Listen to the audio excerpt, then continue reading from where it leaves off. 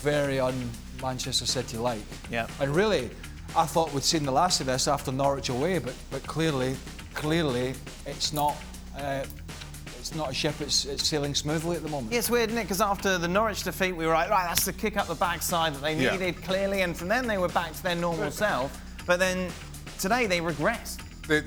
City, you know, once they have that poor performance, then they as you rightly say, they kick on and you worry for everybody else. But all of a sudden, Wolves somehow set up in a way that just stifles City going forward. I know you had a lot of passengers on the day.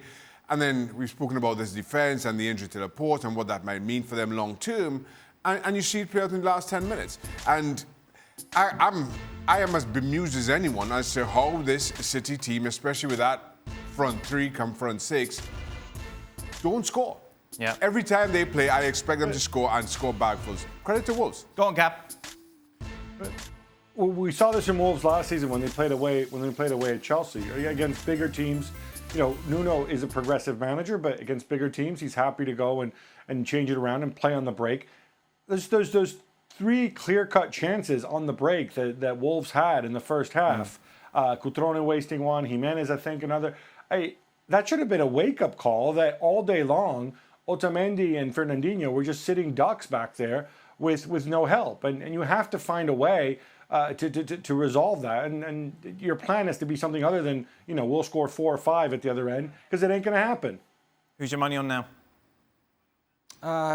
Liverpool a few weeks ago, was it 2 or 3 weeks ago, I said the pendulum had swung, but it swung big time at the moment. Right. And saying that, I would, you know, at no point would I write Manchester City off. Because this juggernaut that Liverpool are on, this train that's barreling down the tracks, it's going to hit a buffer or two at some point. Right. It's just how close City can be when that happens. Shaq? But they're favourites for sure. I've been Liverpool for a little while now. Ever since Laporte went down, I just felt defensively City they're going to have days where they score 4 or 5, but they're going to have days like they had against Wolves where defensively they let themselves down. Gab? I'm still leaning City, but only just. Wow. Reason being, it's not like Liverpool have been pulling up trees in terms of performances either, but they have been getting the results. So, you know, there's still January to come. There's still the head-to-heads to come. But yeah, increasingly they're losing their grip.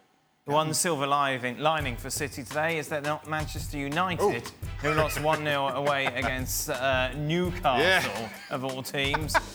Thanks so much for watching ESPN on YouTube. And for more sports highlights and analysis, be sure to download the ESPN app. And for premium content and live streaming, subscribe to ESPN+.